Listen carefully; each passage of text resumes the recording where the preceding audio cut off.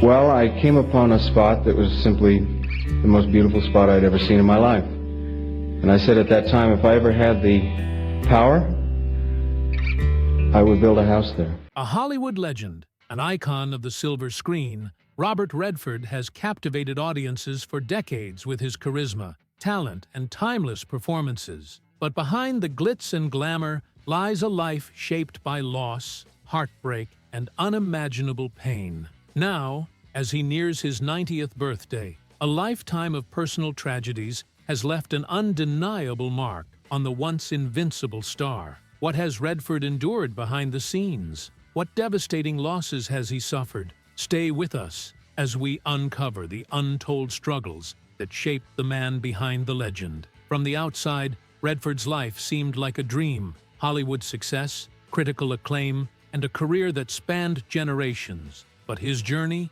was anything but easy. Born on August 18, 1936, in Santa Monica, California, he grew up in a modest household. His father, Charles, worked as a milkman before becoming an accountant, and his mother, Martha, was the backbone of his early years. She supported his dreams, nurtured his creativity, and played a crucial role in his life. But that bond was shattered when he was just 18. Martha died from complications after childbirth, a devastating loss that changed him forever. The tragedy haunted him for years. He carried the regret of not cherishing her enough, a pain that never faded. It was the first of many heartbreaking losses that would shape his life. After her death, Redford spiraled into rebellion. He was restless, reckless, and searching for an escape. He turned to petty theft, drag racing, and even had a brush with the law. An arrest for stolen jewelry served as a wake-up call,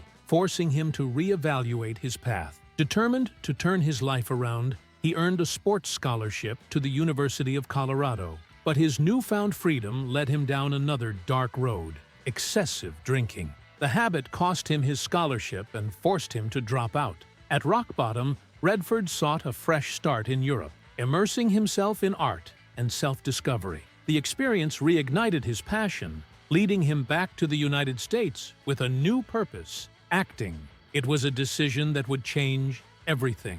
The world saw his rise to fame, but few knew the struggles he carried with him. And just when he thought his hardships were behind him, life had more heartbreak in store. In 1958, he married Lola Van Wagenen, his rock partner, and the woman he envisioned spending his life with. But their love story was soon marred by tragedy. Their infant son, Scott, died of sudden infant death syndrome at just 10 weeks old. The pain was unbearable. They were young, struggling financially, and devastated beyond words. Losing a child is every parent's worst nightmare, and for Redford, it was a wound that never fully healed. The couple found solace in each other and pressed forward, building their family. They welcomed 3 more children: Shauna, Jamie, and Amy. But the challenges never stopped. Their second son, Jamie, was born prematurely with severe breathing problems. The fear of losing another child weighed heavily on Redford. Though Jamie survived, his health battles were far from over. As a teenager, he developed ulcerative colitis, a condition that would later lead to cirrhosis of the liver. By the time he was 31, he required a liver transplant, an ordeal that tested the entire family. Redford, despite his demanding Hollywood career, made sure to be by his son's side, flying back and forth from New York to Omaha every weekend during the filming of Quiz Show just to be there for him. But the unthinkable happened again. In 2020, Jamie lost his battle with liver cancer at the age of 58. For Redford, it was another crushing loss, another devastating reminder of how fragile life truly is. The father-son bond they shared, built on storytelling, environmental advocacy, and mutual respect, was now a memory. Redford, a man who had spent decades in the public eye, chose to grieve in private. The pain of losing not 1,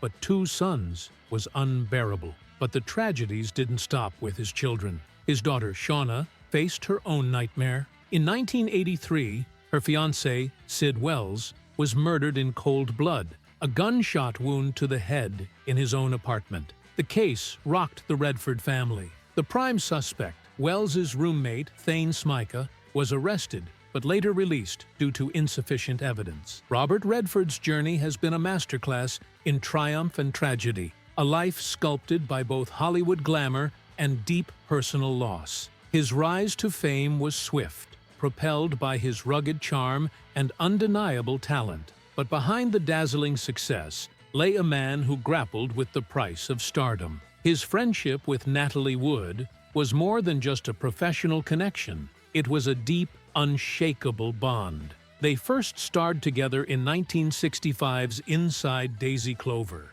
a film that not only cemented Redford's presence in Hollywood, but also gave him a lifelong friend. Wood, a dazzling yet troubled actress, was a source of warmth in Redford's life, someone who understood the pressures of fame. Then, tragedy struck. In 1981, the world was shaken by the mysterious circumstances surrounding Wood's death. A boating trip that should have been a relaxing escape turned into a nightmare when she drowned under unclear conditions. The presence of her husband, Robert Wagner, and actor Christopher Walken only added layers to the mystery, fueling endless speculation. Redford, devastated, struggled to process the loss. If Wood was a dear friend, Paul Newman was a brother. Their legendary on-screen chemistry in Butch Cassidy and the Sundance Kid was no act. It was the reflection of a deep friendship built on mutual respect, admiration, and a mischievous sense of humor. They pushed each other,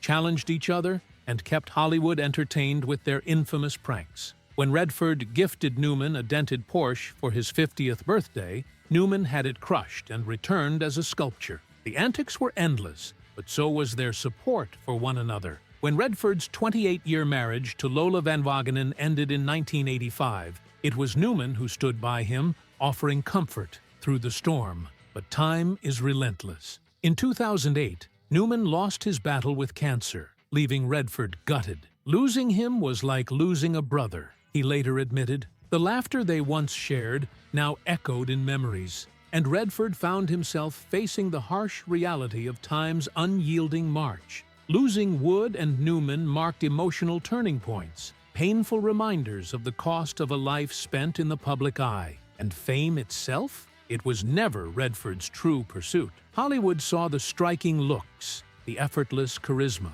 but Redford longed to be known for his craft rather than his face. The industry, however, had other plans. He was denied the lead role in The Graduate because he was deemed too handsome to play an awkward, struggling young man. The frustration of being typecast pushed him to reclaim his career on his terms. In 1980, he stepped behind the camera, directing Ordinary People, a decision that earned him an Academy Award and allowed him to reshape his own narrative. His contribution to film didn't stop there. In 1981, the same year he lost Wood, he founded the Sundance Institute, a haven for independent filmmakers. What started as a passion project evolved into the Sundance Film Festival, a powerhouse that launched the careers of Quentin Tarantino, Steven Soderbergh, and countless others. His vision was clear: film should challenge, inspire, and break free from commercial constraints. Even after stepping down as its public face in 2019, he remained deeply invested in fostering new talent. But time does not spare even the strongest. Now, nearing 90, Redford faces the inevitable toll of aging. Known for his athletic build and love of the outdoors, he spent years skiing, hiking, and embracing nature at his Utah ranch. Yet, the years have slowed him down. His once boundless energy has faded, replaced with a quieter, more reflective existence. Friends have noticed the shift. He's more reserved, more contemplative. The man who once commanded the screen with electrifying presence now finds solace in simpler moments. The losses have accumulated: his mother, his children's health struggles, and the painful goodbyes to lifelong friends. The weight of time is undeniable, yet, even as he steps away from the limelight, his legacy is far from dimming. His films, his dedication to independent cinema, and his environmental activism stand as testaments to a life well lived. He has endured heartbreak, setbacks, and the suffocating pressure of fame, but through it all, he remained true to himself. Now, as he spends his days surrounded by family, embracing the peace that eluded him for decades, he serves as a reminder that even in the face of overwhelming sorrow, resilience is possible. Robert Redford will forever be remembered as the dashing Sundance Kid, the fearless journalist in All the President's Men, the enigmatic Gatsby. But to those who truly understand his journey, he is more than that. Share your thoughts in the comments and